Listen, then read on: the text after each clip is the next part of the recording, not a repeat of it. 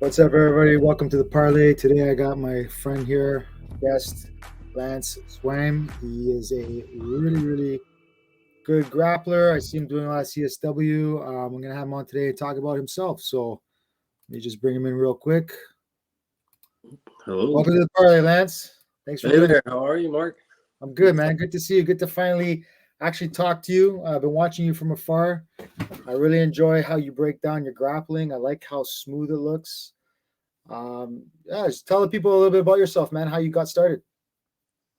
Um, yeah, I appreciate your compliments, bro. Just I started wrestling as a kid. That was my first martial art, like formal martial art. I did like 4 years of wrestling from I think I was like 7 to 11 or something, I believe. I competed a lot. I was born up in West Virginia and then grew up in Maryland. So Mason-Dixon line wrestling was like huge. Um, and then basically played ice hockey as a kid and wrestled only. And I grew up and joined the army. Just decided I didn't have much else to do and have a lot of places to go. So it was just where I ended up. And then I didn't really train martial arts except like rudimentary combative based stuff in the military and just like keeping up on training. But I didn't start training again until I got out of the army. Basically, when I was getting out in 2012 at the end, I had been looking for Muay Thai. I had been looking for boxing or something or anything. And I lived in Orlando at the time because, I'm from this area, before I served. And I ran into the Orlando Eskrima Academy. I think you probably followed them on social media. They have a huge account. That's my original Filipino school. That's where I learned Serrata. And I did Serrata for like 2 years there. And then I learned Muay Thai from Ajarn, or not from Ajarn Thai, from Troy Provenzano, who was a student of Ajarn Chai Sirsu. And so that my whole lineage is just like yours. Like I have a very JKD background because all of my teachers are from that family of martial arts and they all train together. Like Ajarn Chai's TBA is basically Muay Thai and JKD put together, So I just wanted to keep training. I needed to train, and I also wasn't the most well off, so I couldn't afford it. So, like Orlando Scream Academies, we trained at a park when I first started training. Same thing with our Muay Thai. We were training outside every Saturday and Sunday and Tuesdays. But in retrospect, isn't that like? Don't you find that to be the most? That's where you had the most fun, though. That's where it kind of like became the most a part of you. Is when you had those humble beginnings and just. I love training outside and training in the park. I totally agree. I think I actually was talking about tonight. Like our club at the Screaming Club is not a bad place. Like for me, I think it's one of those perfect kind of schools that has that old school vibes, war. You could see the training on the walls and the equipment, but the mats aren't the nicest. And it's kind of that same idea. Like I enjoy the humble beginnings, the outdoors, in the park, in people's garages. Like just wherever you could train to just get by. And I always felt like the more intimate the environment of training we were in, the more I got out of it, the more fun I had for sure. It's funny how that is, right? Like you go to a nice big school with all the nice high tech gear, and it's great. It's nice, but at the same time, it's like it's not where it's at necessarily. I mean, as long as the instruction is good, it doesn't really matter what the gym looks like. But and like you say, sometimes that intimate setting is kind of like it feels more like a warrior brotherhood to me, as opposed I think to so. that commercial feel. You know what I mean?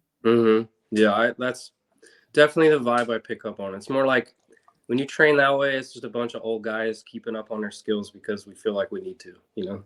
And I feel like that's more in line with the martial arts journey than like, what most gyms have become. So yeah, and I did Muay Thai for 2 years under Troy, the Serrata, and then I was leaving. I was leaving the area because I served, and then my spouse at the time turned around and enlisted when I got out.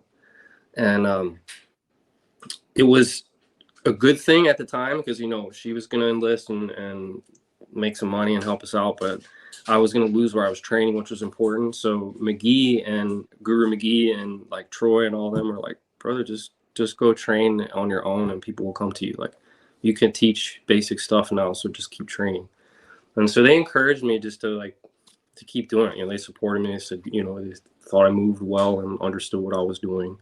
So, you know, I went up to Virginia and I started teaching youth martial arts up at Fort Eustis. Was where my wife was stationed.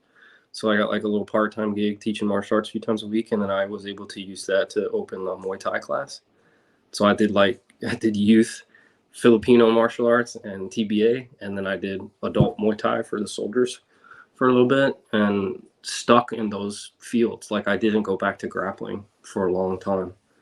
And then 5 years ago now, like right around,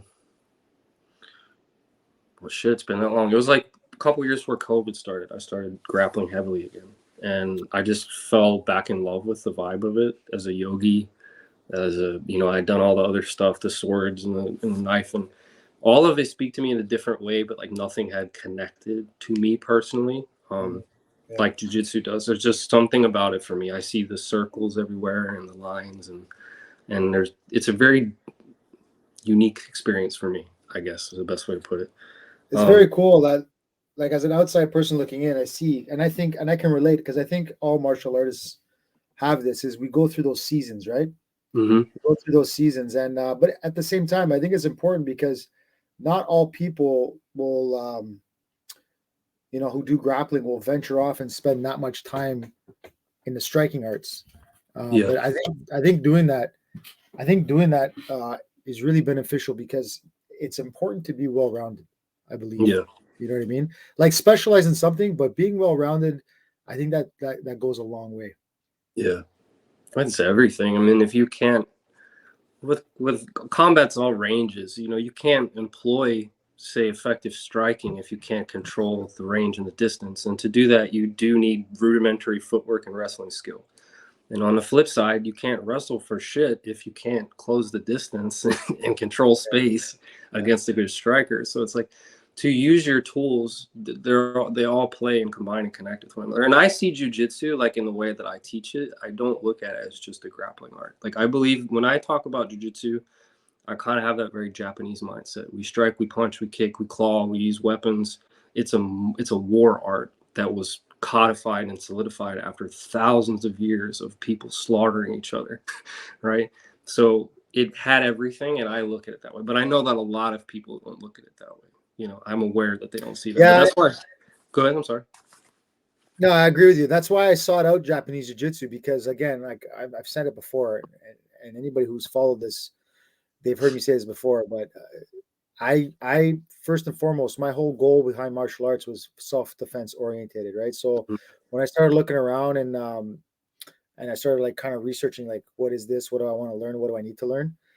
That's why I sought out more of the Japanese jiu-jitsu. However, it's still important to learn some of that BJJ, because the BJJ is like hyper focused and they're always training for competition. So the intensity in which they grapple is a high level. But I also, and I know you dabbled in this as well, I also like CSW. Oh, I love CSW. I mean, that's kind of why it's so big thing for me. One of the reasons my journey looks like it does and has looked like it has for many people, and I know it's not always been the most openly supported, and I'm aware of that. Like I'm very much aware that I'm almost like a Ronin doing his own thing, and it pisses a lot of people off, and I get no support for it. And I'm aware of that, especially in the Brazilian Jiu-Jitsu community. Like I'm like the biggest redheaded stepchild everywhere I go, even though a lot of people respect my skill and like people like me, but at the same time, they're like, he can't do that. He can't go learn on his own. Paulson encourages that. Like CSW BJJ is like, he sees you, and if he thinks you're good and you want to pay him, then he's like, go flourish and be fruitful and multiply and take my curriculum and then do what you want with it. He's not like a master with the whip. He doesn't expect a certain thing. He just wants you to know. And that's what it was me. I was just posting shit on Greg Nelson's feed. I had no rank in jiu-jitsu. I was like a humble white belt about to put on a blue belt in BJJ, but I was way better than that. And Paulson was like, come join me, put on your blue belt, and I'll give you a purple belt in 6 months. And yeah, I mean, like I put in the work, and I had the Japanese jiu-jitsu background. So they were like, you know, they supported that because I had trained jiu-jitsu. They're like, oh, he knows jiu-jitsu. So, And CSWBJJ to me was it afforded me as a veteran who struggles a lot with social anxiety and just getting out in general. It gave me the ability to train something I loved and be more human, even when I was struggling being human. And because of that, it's been a vessel for me to get a lot healthier, like over time. Now I'm to the point where I could go to workshops and classes and like just jump on the mats with people, and like I'm fearless about it. But when I was first training for years, it was more, the reason I trained alone is because I was terrified of people. Like I had a really rough life, and then I served in war, and it's fucked me up, and I just struggle with people skills, man. I like small spaces. I don't like a lot of people on the mat. I don't like, I'm not an egotistical person. I don't need to win. I've never been that way. You know, I don't care. I'm a teacher. I'm an artist. I'm a relaxed person, and people in this community are like, and it's not, I ain't with it. It ain't me. I'm tough and I can fight, but it ain't me. It's not who I am. I don't need to prove shit to anybody. I went to a real war, you know, where people die. That's part of the reason why. That's part of the reason why I wanted to have you on, man, because I know that you served. I know, I don't know a lot of detail, but I know, and I have friends who have served. One of my good friends and student, his name's Samson. He served in Iraq, and yeah, man, you carry shit with you, and but that's the reason why I want to have you on, because even though you've seen that stuff, and I've seen how you train and how you are with your students, I think it's a wonderful contrast. I have a lot of respect for somebody like you with what you're doing and how you portray yourself, and I think it's great, and I think it's something that people need to see, and I think it's something that people need to hear. I think it's a powerful thing. Um, if you don't mind talking about it, how long did you serve, and how many tours, and where Yeah. was it? I joined in 2005 in August. I went to Fort Leonard Wood, and I finished in January of 2006, and my first duty station was South Korea. I was a young private, and it was a great time. I actually met my wife there at the time. You know, I was a young kid, my ex-wife now, but you know, I really enjoyed the culture of Korea. I came back after about 15 months there and was stationed at Fort Benning in Georgia. And then from Fort Benning, I deployed to Iraq in 08 and 09 in the last part of the troop surge. I was really fortunate. Instead of, if we deployed 1 month earlier, we would have had a 15-month tour. But we deployed right after they cut the 15 down to 12 again. So I had 12 months. And we started up in Baghdad and Ras Maya, and we were doing what's called police transition teams. So basically, like training the Iraqi police and military on how to just basic police and soldier, and take them out on patrol and find bad guys and shit. And you know, came back, went South Korea again. From South Korea, I did another like 13, 14 months there. I loved it, but this second tour I was in military intelligence, so all I did was basically like guard a skiff. So my second tour was really comfortable. It was like a relaxation after all the Army kind of has what's called at the senior level with NCOs. I was an NCO, I was a sergeant. When you start making rank, the Army has a system in place to try to balance out how much work in combat you do. And so, like, if you've been on tour constantly or overseas constantly, then you'll have like someone starting first class above for the OML of, say, military police or infantry or whatever, will try to slot you in a position that you get a break, you know? So, like, I got a super cush deployment to Korea the second time, and did MI, top secret stuff, just basically sat there and looked pretty. And then came back to Georgia, and I had a really stressful experience trying to reintegrate. Like at that point, I was really bad with alcohol. I was in pills, like, you know, like I was fucked up, like real bad. And my marriage just falling apart, and just shit was awful. And What drove you to the alcohol and the what drove you to that? bro, I've been addicted my whole life, man. I had a really rough childhood. I don't like to bitch but like therapists use the term brutalized, like to describe what I went through as a boy from my father. Yeah, I did not have a good father. I don't have a good father. I don't, you know, and he was a lot for me and my mother, a lot. And to this day, that's more than the military. Like war fucked me up, but it was icing on the cake. Like I was already broken. My father basically told me when I was 18, you got 6 months to get a fucking job or get out of my house because I'm changing the locks. You know, and I was not a bad kid. I didn't do bad shit. I listened. I followed rules. I did my chores. Yeah, but yeah, no love. So why am I addicted? Because I have no love. Like I don't have a family. Like people hear every day that they're loved. I don't. My father doesn't say I love you. People don't call me to say I love you. People don't tell me shit. Like I'm alone. So I'm addicted. I've been addicted forever. I've quit alcohol, gone sober, and failed again, and stayed sober for years, and then fucked it up. And if it's not one thing, it's another, man. It's an ongoing struggle. The abuse is the pathway to addiction, man. Yeah. Because I cannot feel safe in my skin, like no matter how hard I try. The martial arts, is it at least a better drug for you than anything else? Is that what the is the martial arts something that you use as a tool to help you cope and overcome?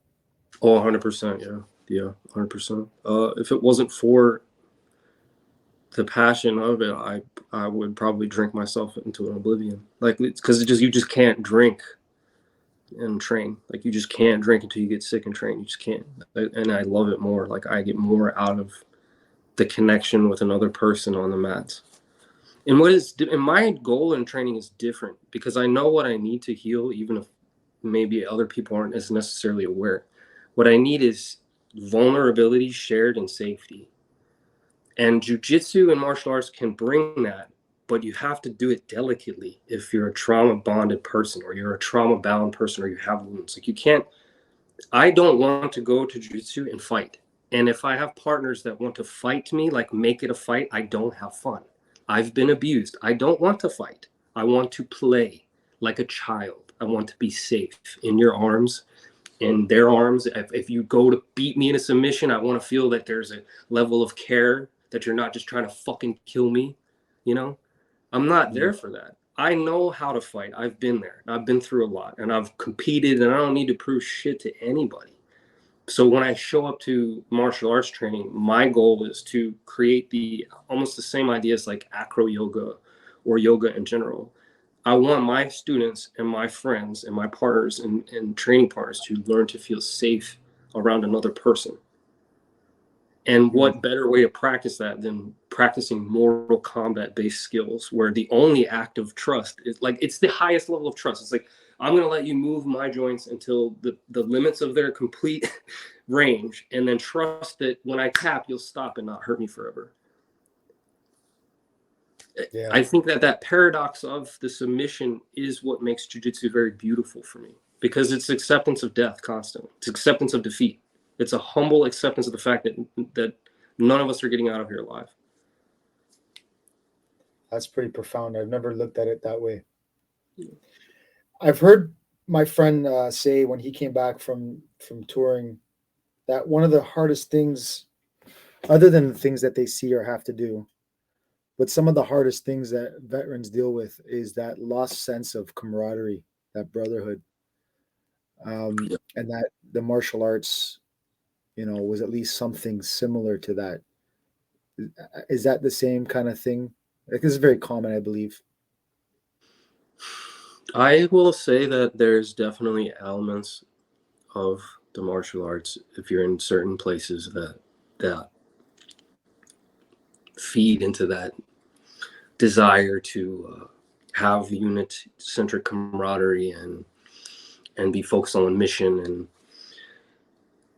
so jiu-jitsu is great for that. One reason in particular is the gi and the belts. Like a lot of, if you do the research on where that whole tradition came from, it was just the samurai needed to keep doing something useful. so that they didn't run around angry and slaughtering people for no reason. They had to figure out a way to take their men who had been fighting for generations and give them a structure that kept them controlled and focused, right? So it became a pedagogy of self-development versus to get better than everybody else and win at war.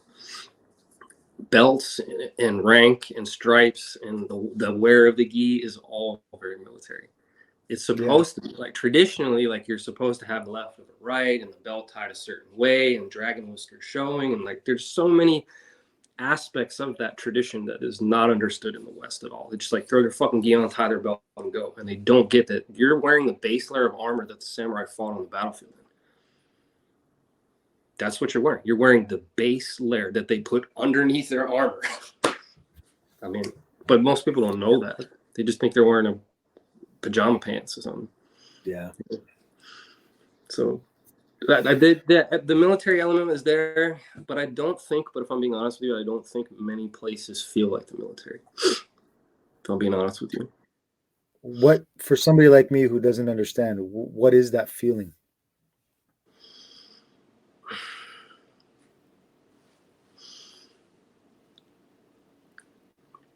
I mean, I guess the only way I can really think of it is we're all trauma bonded.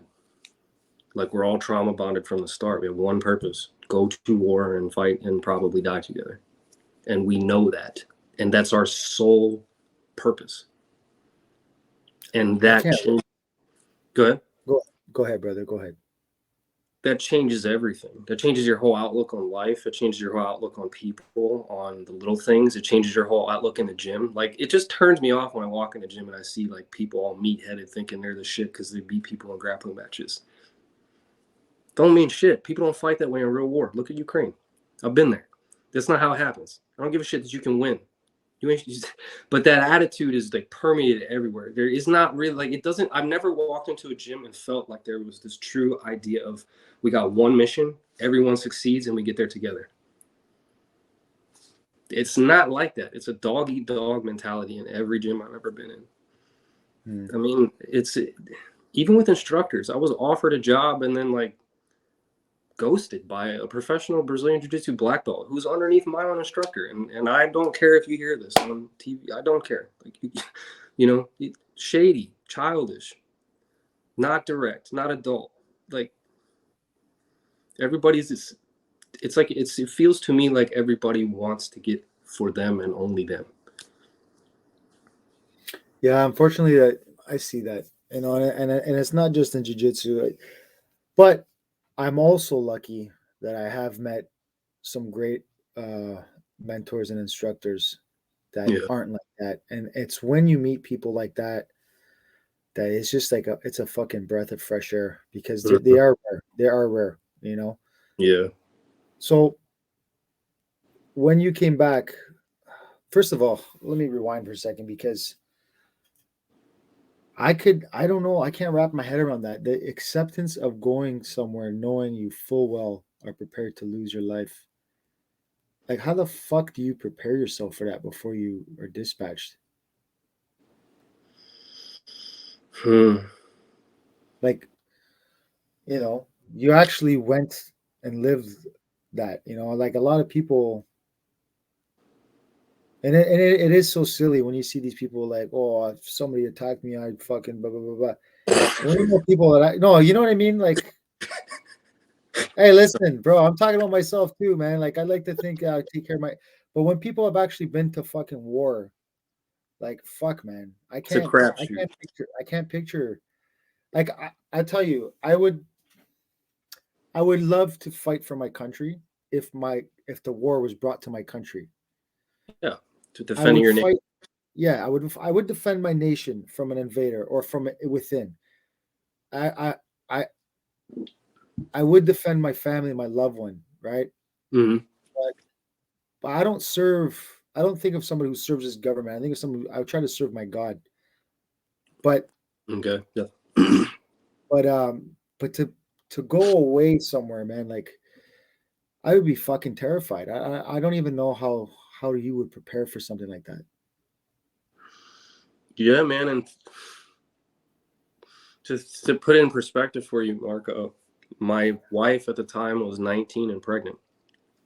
Or no, Shit. was pregnant when I got orders. And I got orders to deploy.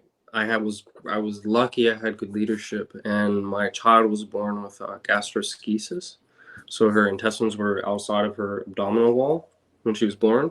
So she had to be in a special hospital for months. And I had leadership that basically just sent me to Atlanta and told me to stay until my kid was okay and we were ready to go, because they knew we were deploying. Like my first sergeant in leadership even came to see my kid, and they were like, "Don't come back to work. Like, just stay here and check in." Um, but yeah, my kid was born like it was a baby when I left. You know, bro. If I'm being honest with you, there's like that nobility, that altruism, that idea to be virtuous, to sacrifice yourself for the greater good, or for your brothers next to you. But I also think that there is an element of the dark side involved for people like us. I think most soldiers, most of us, not all of us, but many of us are like the misfits of society. We're from the fringe. We're abused, distrodden, poor, uneducated, and we don't have a lot going for us. And for me, it just seemed like, what a way to die. What a way to be remembered. Like, no one cared about me anyway. So, like, at least if I'm going to die, I mean something to someone. The irony of that, eh? The people who treat you the way they do, or society, yet you're the ones going out and willing to die for their rights to be a stuck-up prick. It's always been like that, though. I mean, like we exist, like the statistically is less than 1% of the human population serves in the military, chooses to serve, like as a profession. Meaning, there are very few humans who will choose to walk into violent contact by decision, like Yeah. mortal conflict. Different people will compete in rules with the ref, but less than 1% of the human population is willing to say, "I'll go to war for you. I don't like it, but I'll do it." So when you came back, was there? I don't even know. I don't even know how that would. What did you have to do in order to have that period where, okay, I have to try and shut this off. I have to I have to try to fall back into this fucking bullshit rat race. What was the things that what was the thing for, and I asked this not just for my curiosity, but I asked this because I know people personally who'll probably watch this who can relate because they have served. And I think it's important they can hear these messages so that if they're going through it or if they've gone through it, they can hear it from somebody who knows. Yeah. Mm. So you're asking, Mark, what helped Like me? when you came home, well, Yeah. how did you like fucking shut that off Ugh. and try to assimilate? And how hard was that? I know you mentioned it briefly earlier, but what I really want to know is like, what were the coping mechanisms that you used in order for you to survive the transition? Not good ones, brother. Not good ones. Alcohol, medicine, pills. Uh, Did they offer you guys like any literature to say, hey, here's a place for veterans, if you want to go and talk to other veterans and did they offer you guys that kind of shit? no, bro. The Not really, eh? yeah, what it is it's more just we're, as a culture, psychology, or as a species, psychology is still a relatively new practice. And while war is not new, the idea of what happens to the psyche is something that's being explored deeper. And it really only became something to talk about in the mainstream in the past 60 years. I mean, we really started to be concerned with what was going on with soldiers after war, after World War One. We were like, wait, these guys never seem to get better. Something's wrong here.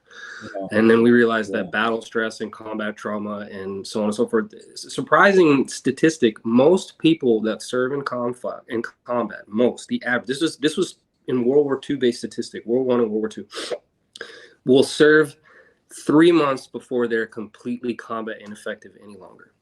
They will just, their brain and their body will have too much shell shock. If they can make it past 3 months and hit the 6-month mark and not snap at 6 months, there's a likelihood that they'll make it to 12 months and have a completely normal psyche when they come home. But if you hit the 6-month mark or the 3-month mark and you break, you're fucking done. And that's the average. That's the average. Like most soldiers, even the best trained and prepared mentally and physically, even people who have been to combat, cannot be under sustained modern conflict for more than fucking 3 months, period. And we go for 12. You know, and your body is not meant to have cortisol pumping across your brain and your amygdala. Like it shrinks your amygdala. My amygdala is smaller from too many chemicals being poured into it for stress. I had to be constantly alert, hyper vigilant, you know, and it never turned off. And then I would go to sleep and then the rockets and the mortars would come in and then you never sleep and the enemy knows this. So they harass you, you know, it's a lot. So, and they don't give us good coping tools. Not yet. Like at the time they didn't know like therapy, group sessions. They didn't know I needed like EMDR. They didn't know I needed trauma therapy. They didn't know I needed like different medications. Like there are medicines that absolutely affect my central nervous system in a way that I need them to. And I hate to say that, but like if I didn't have, I basically take 2 medications for anxiety and PTSD. And one of them is essentially like Xanax on steroids. If it wasn't for that medication, I would walk around shaking a lot of times. You know, like I don't know what to tell you other than there wasn't a reintegration system in place. They never had a way to reintegrate us from the war that they had us in for like 20 plus years, you know, and that's what most of us are like. That's why most of us, it's like, I think right now the statistic is 22 plus veterans a day kill themselves in America. Fuck. Yeah. I mean, bro, we're alone. We're disenfranchised. They don't care about us. They barely give us enough to get by. Then they put us on disability for life. And then they say you can't work because you're disabled. Yeah, dude, it has been a ride. And at this point in my life, I wish I would not say this, but I wish I had never served. That was actually what I was going to ask you. Was there any point in time where you wish you'd never served? Now, that's a hard thing to say after the sacrifice you've made, you know? Yeah. Yeah. Now, at this point at 36, I look back and I wish I never fucking did it. Should have done anything, ran. But yeah, they're getting better. They have what's called Army career and alumni program transitions and stuff. And they're trying, but I don't know that there is a way to really reintegrate, if I'm being honest with you, bro. Like, I think that you can recover to a certain point, but there's so much psychology and scientific evidence that proves that the body remembers even if the mind chooses to release. And other than a hard reset on your central nervous system, which can only be done via death or an extreme DMT trip, there's like no way to tell your nervous system, you're okay, bro. All that shit that happened, it's gone. You're okay. Like you can't. Your central nervous system is programmed to remember everything that was dangerous, right? And if it's really dangerous, it will not forget, even if you want to. You know, like the trauma. At this point, I don't jump like I used to, like when people drop something or something pops or bangs. But trust me, I still jump a little. Like inside, I've learned to control my ability to, like, you know, I'll hear it and I'll feel that, but it's inside and I just look. But it's still there. It'll never go away. There's not a time that I like hear something popping and in my neighborhood and I'm not like, oh fuck, hood zapper again. You know, like it's just, you can't turn it off, man. They spend too much time programming us. Do you have anybody close to you or any training partners close to you that you have to, you know, let some shit off your chest every once in a while? I mean, I have some good friends and stuff. I've recovered a lot. I've done a lot of internal work and a lot of personal work, spiritual, and to a point where I can maintain healthy connections and friendships much better. And so, yeah, I'm building a much tighter, healthier social circle. A big part of it, I think, has helped me is I transitioned into doing dance classes a lot. So I've been doing what's called Brazilian Zouk. It's a Oh, very nice. challenging, yeah, it's a very challenging partner-centered dance that's very beautiful and sensual, but it's not like typical Latin dances or uh, swings like West or East Coast swing where there's a solid structure and the lead is just basically commanding the dancer, the follower the whole time.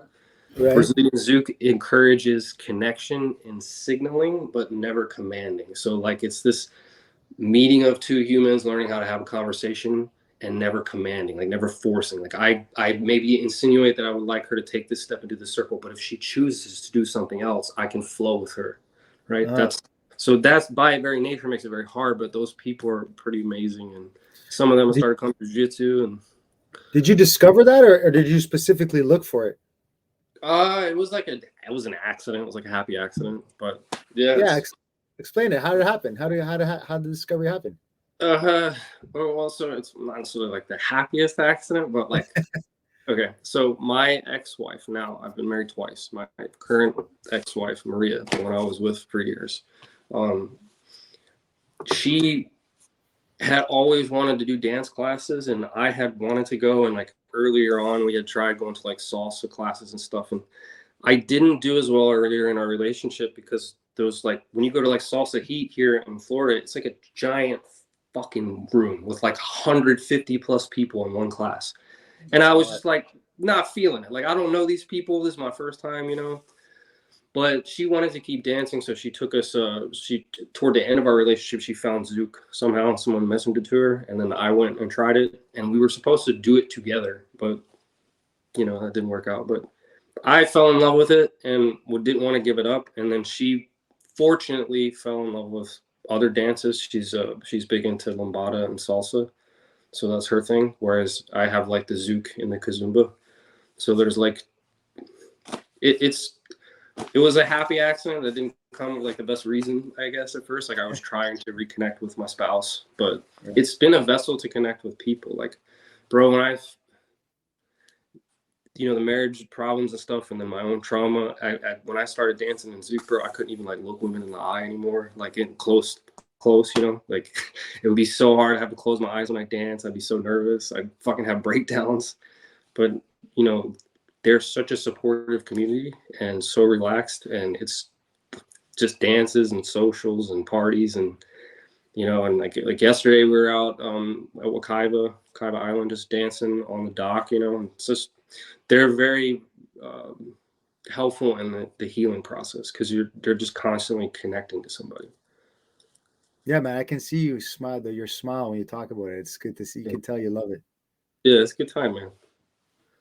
So, and you say also some of these people came over and started training as well.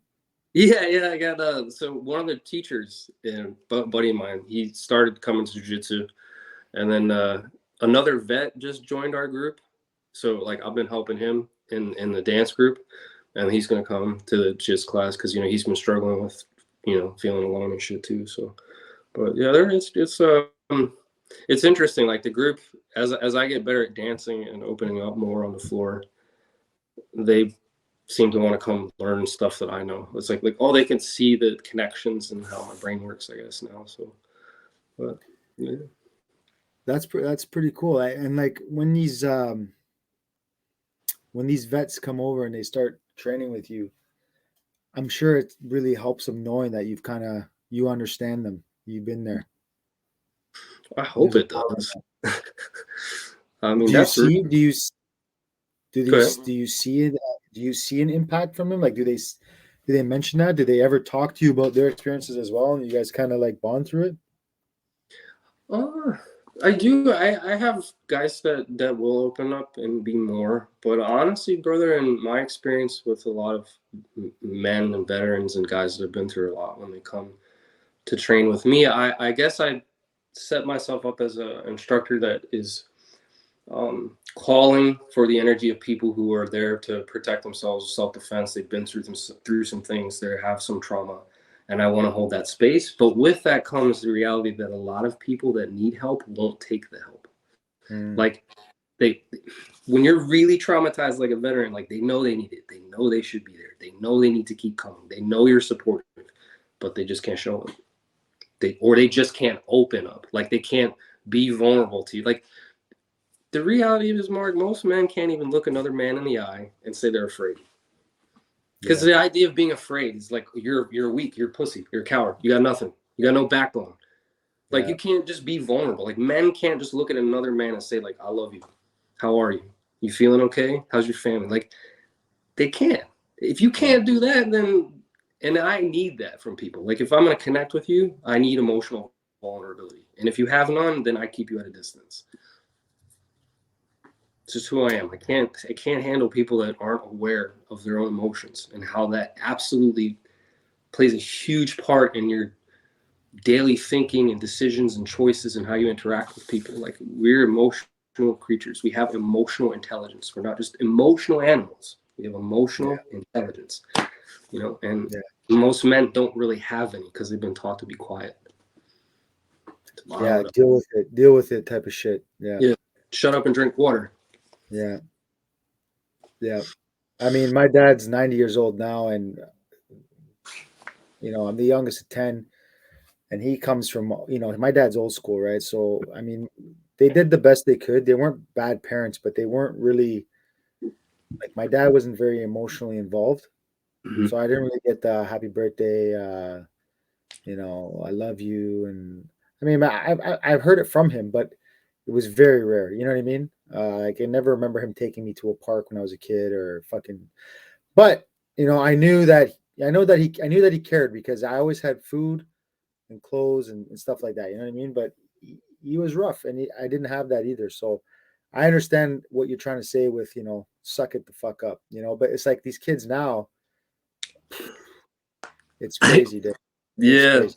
The flip. It's like polar opposite. Yeah, it's weird how that flip happens with human society. It's like we always got to be fringe freaks. We can't just balance. We can't be like, all right, we went too far. Let's just come back to the middle. We have to be like, all right, we went over there. Everybody run to the other side. It's like we're constantly doing that all with everything. I've never got it personally, but yeah, it's a mess. So how do you when you like when you see these guys who are coming, and even people who are not vets, and you're providing this space where you say you're more about when you're teaching, you're creating an environment where it's more about making people feel safe and just kind of how do you structure that? How do you introduce somebody into the community that you've built? And what are your like parameters that you set for them so that they are aware of what you are trying to produce and to let them know if it's right for them or not?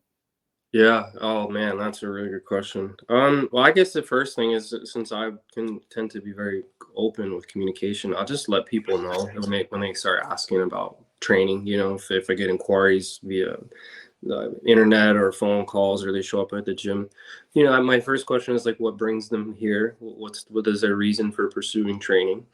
And I just try to gauge with a few questions a little bit about their background to see if I can tell if they have a bit of a trauma history. I think the way I look at it, I've made the quote a few times, is like I'm a trauma-informed jiu-jitsu coach, right? Is like I set that parameter up from the start that the whole goal of this gym is not super competition centric. If you want to come into our gym and you say want to compete at one point, I will totally prepare you and take you to the around different gyms and we'll get you there, right? But my primary purpose is to create a safe space for everybody to learn of all different shapes and sizes. But I also preface it with, I'm going to teach you real, effective, solid martial arts, but I'm going to do it in a safe, fun, comfortable way where you're not going to feel attacked, victimized, in danger, less than, not as important. Like as an example for something that I do that's different, we don't line up in my class. We circle. And when I start class, I say jujitsu ni, circle, rai, means bow to the center. I don't say like sensei, rai, this, rai. Like, no, I don't do any of that crap. Like, we're all equal. Everyone is equal. That's pretty cool. That's pretty unique. And do you find that people, when they first are exposed to it, are they, do they give you any feedback like, "Wow, this is a nice breath of I can't fucking talk right now. Breath of fresh air." Yeah.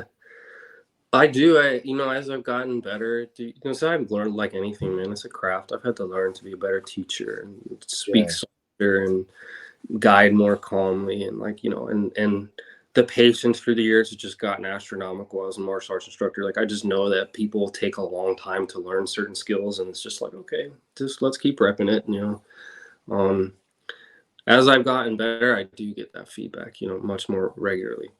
People come, they have a good time, they're laughing, they're joking, they're smiling, they leave happy, and they spread the good word. And so because of Paulson, a lot of the times it's pretty funny. I end up coaching professional wrestlers, like guys that are on WWE, NXT, and Oh, like nice, man. private lessons with those guys. It's crazy. They're some of the coolest human beings I've ever Yeah. met. They really Yo, are. tell me how that whole thing started. What that? Yeah, that's pretty fucking cool, man.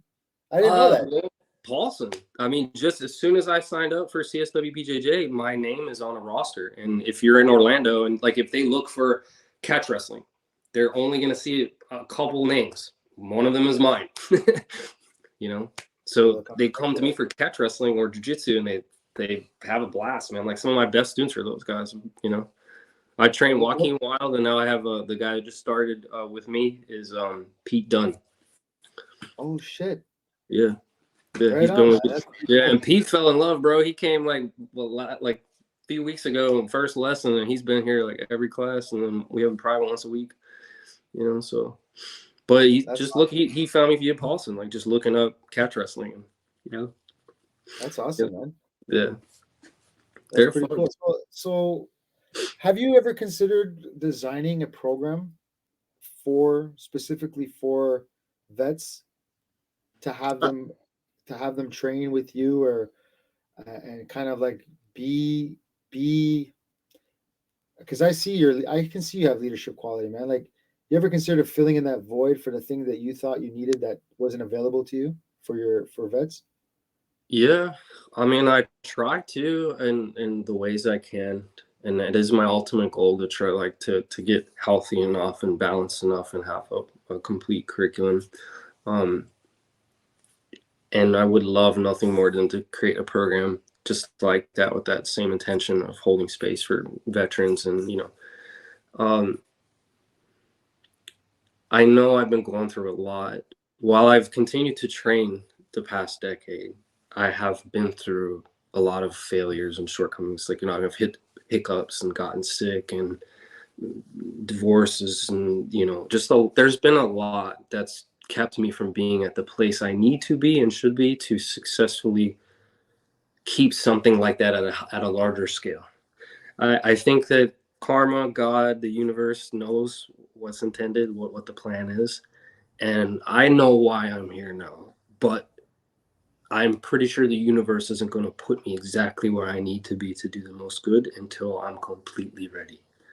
And I just don't think I've been doing anything but the reality is I've been raising myself the past 10 years. I've been parenting a wounded child internally and trying to just learn how to be human. Like, I'm 36. This is my first house. I've never owned a home. I've never owned property. So many things are changing in my life. I feel like a kid. Like, people are like, you're 36, but I still feel like a baby. Like, I don't know a lot. I go to do things for taxes and like things that my parents should have taught me. I never got taught, you know? So I want that, and I do intend to get there to build a program. But right now, I'm not mentally capable of holding that much work. Like, Have you given yourself like a checklist to give you the milestones that you are like, okay, here's my goal. I want to do this, right? Like you mentioned. Have you thought and considered maybe like, okay, well, what do I want to have? What do I think I need prior to starting this? And start writing them down and maybe start working, like checking them off. no, I'm not. I should do that, Sifu. Like, I have a problem with the adult ADD. Like, I suck at writing stuff, putting things down. Like, I almost never pick up a pencil. I didn't always used to be that way, but now it's pretty bad. I do a lot of meditation, a lot of mantras, and I definitely keep goals like realistic and attainable. Like, so my whole goal for now has been pursue my Dan and BJJ until I have it. Right. Once I have that, then I have more plans. But I know this community, and no disrespect intended to the Brazilians within the community, but there is a lot of pride, and they basically respect no one in the community unless they put a black belt with a red bar on, and that's just who they are. Just don't believe anyone knows shit until they put that belt on, and that's fine. They can think that, but as soon as I put it on, I'll just speak more about the reality of how this is just a stupid belt with a different color bar. But I think that's where you can make an impact, man. I think maybe that's what you can do. You can bring that different energy. You can bring that different energy to the world, to that world. I think I think that would be a breath of fresh air for a lot of people. I think you would be such a good leader in so many different ways. Not that you're not a leader now, but man, I really think you got such fucking awesome shit ahead of you, brother. I really do. I can see you filling a void, and honestly, man, like I see you. You work all the time. You're training all the time, and man, I'm just happy that you're fucking working and you're doing what you love. And that's why I say, like, the reason why I have people on here is people who I see doing things that are great, whether it's for themselves or others, or doing things that are out of the norm or overcoming shit. Like, these are the people I want to talk to, because not only does it educate myself, but like, think about it, man. Like, how many fucking people, amazing people, are in our communities, and we don't take the time to fucking talk to them and see what makes them tick. You made me think of a famous quote that I really enjoy. It's like, one of the loneliest and saddest places is the graveyard for all the ideas that people take to their death, or the things that they knew or wanted to share and never could. We have a cultural issue. I don't know how to fix it. I wish I was at that place mentally. I mean, I know how to fix it on the ground at the grassroots level, but we're essentially just very narcissistic and lost internally, and self-focused so much that I think it just puts a lot of barriers in place for that. Yeah. I apologize for me getting a little, my brain is kind of. No, man. Hey, listen, bro. This is why I call it real people, real talk. It's exactly what I want. Too much emphasis on people. Like, this is hard. This was hard for me to do. Like, I'm not a person who, like, I was made fun of a lot when I was younger, because like I was the youngest of 10. My parents they worked hard for everything they had, and everything they had, they gave, but I didn't have the brand mark shoes or this or that and the other. And I used to get made fun of because my parents were old enough. They looked like they're my grandparents to some of the kids, and they would fucking, like, that shit affected me too. Like, but at least now I can say I don't give a shit what people think about me, because the people that know me know I'm not a bad person. If you know me, you know that I will fucking do whatever I can for you if I call you my friend. You know what I mean? Yeah. But so this was a big step doing this for me. But honestly, this is why I do it, because like social media and everything like that, like, it's all fucking negative or bullshit. And I just wanted to do something that was real and authentic. And you know what? For me, this is like a document. When I'm dead, when I'm dead and buried, my kids can watch this shit. And Yeah. They can sit and listen to us old men talk about dumb shit. Yeah, but you know what? There's a lot of fucking knowledge if you just listen to people, man. Like, there's not a lot of people that have gone what you've gone through and are fighting what you're fighting daily. And there's a lot of people who complain for fucking less, and they don't realize how blessed they are. And and sometimes hearing somebody like you can snap them out of their petty bullshit and be like, what the fuck is wrong with me? Because I don't think you're the sick one, man. I think you're dealing with the sickness that's all around us. Yeah, no, it is this quintessential problem is our culture just can't connect anymore. It's hard for us to talk and to share vulnerability in space. So it's, means a lot to have the conversation with you and to talk and bullshit and put this record down for your children in the future. Yeah, man. Anytime, brother. Like on and off the podcast, I'm, anytime you want to shoot the shit, man, I'm here. I like talking to people who are real because, in all honesty, man, the way the world is going, it scares me. It scares and I What are shouldn't be you worried. scared of the most? Like what's the thing that you think is the most concerning? I mean, personally, at this point. Well, I'll be honest with you, man. I know we have different fates and stuff like that, but it's important that even though we have differences, we can still respect each other's differences, Hmm? right? Yeah. And like I, growing up, my parents were Catholic, right? Mm-hmm. But I never felt I hated going to church as a kid. Same. I hated it. I hated it. The only time I liked it is when I reached puberty and I would check out the girls at the church. You know what I mean?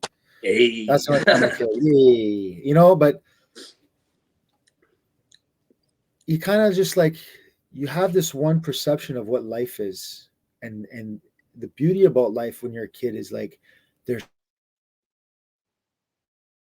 there's so much possibility. There's so much like, you have a perception of what the world is. And then it's like, as you get older, it kind of just like, it's like, oh, it's not that. Oh, it's not this. And oh, that person is really not like that. And things don't look beautiful and magical anymore. You know what I mean? And Yeah. it's like walking through mud, and it just gets fucking harder and harder to walk through it, And then, we all have different, some more severe than others, but we all have this fucking weight that as we go Yeah. through life, it's like we're snagging on luggage. Mm-hmm. But that's up to us. But here's the thing. It's like my thing that I wanted when I was younger is I wish I had somebody who was around my age to kind of like guide me, to show me, hey man, that's not where it's at. But I didn't have that, right? Like my brothers and sisters, God bless them. They weren't bad, but like they weren't around either. Like a lot of them were married and gone.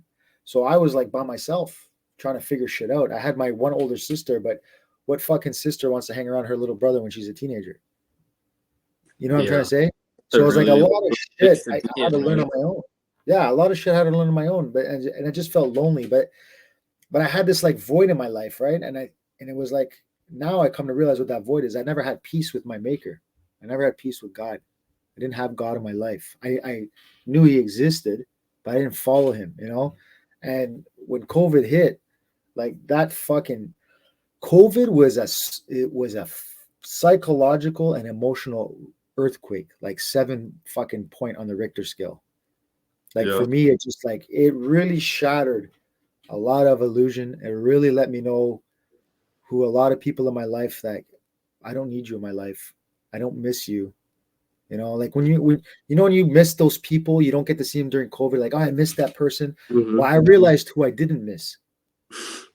Was this because of like the people's ideologies and behaviors and things? It was just like, like, here's the thing, man. It's like, okay, I'd be at home, right? And I just like, oh man, I miss this fucking person, and then I would have these memories of why I missed them, and I can see times where we had laughs and this and that and the other, right?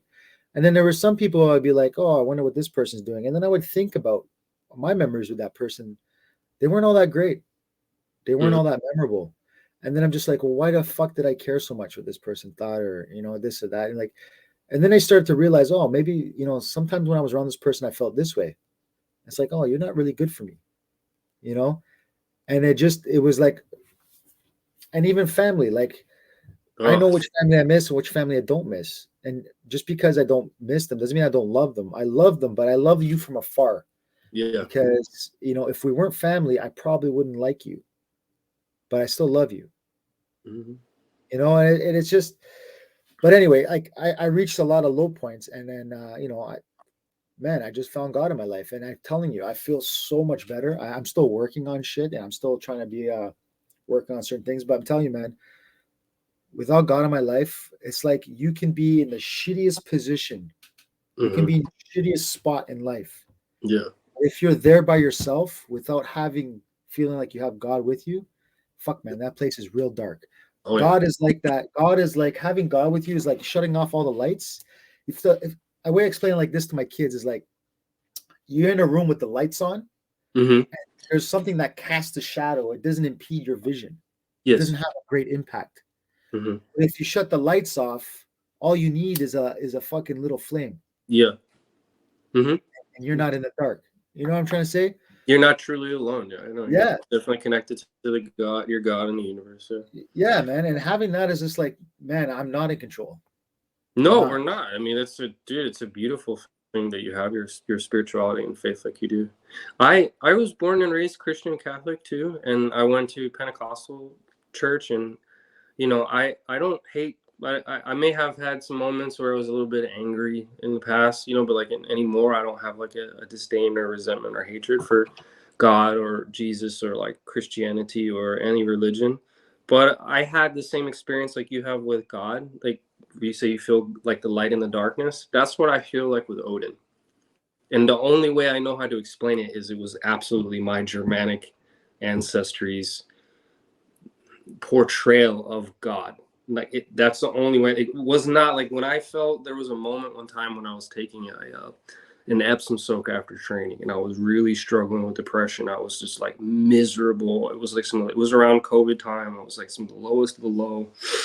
It was awful, and I just was so close to going back to the hospital and like checking myself in for suicide. And I had a moment like pure agape love, but different in the sense like for me that I had experienced Judeo-Christian God. Like I had felt his presence as a boy, like raised, but it wasn't the same person, like or entity or being. Like that's the only way I know how to describe it. So when people ask me like what made you become a pagan, like because I felt Odin's presence. And you can say you believe in God and you believe in Jesus and he walked on the water, and I believe that Thor throws lightning bolts into the ocean.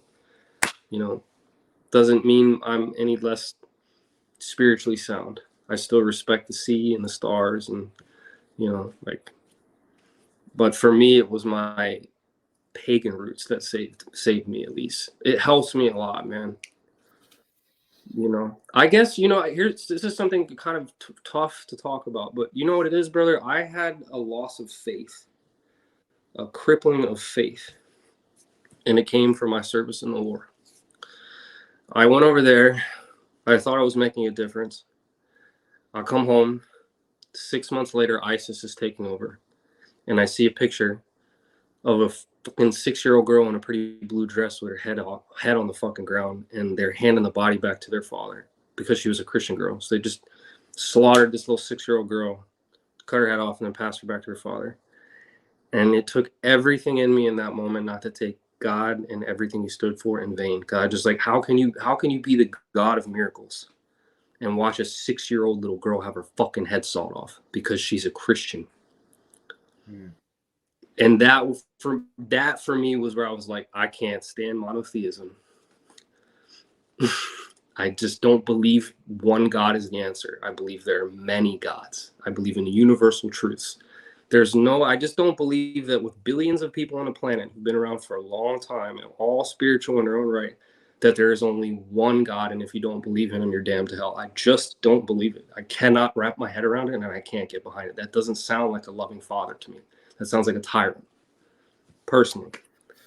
Yeah, I disagree with you there, but again, I'm not here to evangelize you, but I will say, regardless whether you believe in my God or not, I will pray. I'll pray for everybody I care about. You know what I mean? Yeah, same, And bro. and but before I wrap this up, man, what lasting message would you like to share with any veterans who might be watching this? Shit, man. Keep it simple. Stay the course.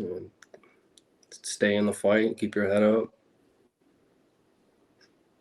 Just don't give in, man. Don't be one of them statistics. I think that's the thing I try to lean into. Is I've lost guys, I've lost friends and leaders suicide, to sickness, to war, and it's like I just don't want to be a statistic when they already gave themselves to the ultimate sacrifice. So it helps me a lot to just remember, like, there are other people that have already given it all, you know.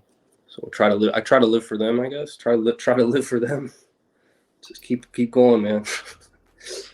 Well, listen, man, before I let you go, I just want to say I'm happy I got to talk to you, and I know we're going to be talking more. I have nothing but respect for you, brother, and I'm glad that you're here today. Keep Same doing here. it. You're here for a reason. There's a plan for you, and I think you're going to reach more people than you realize. And fuck it, man, I'm here, brother. Appreciate you, Mark. Great talking to you, dude. Yeah, man. Hey, listen, bro, I love you. Love you, bro.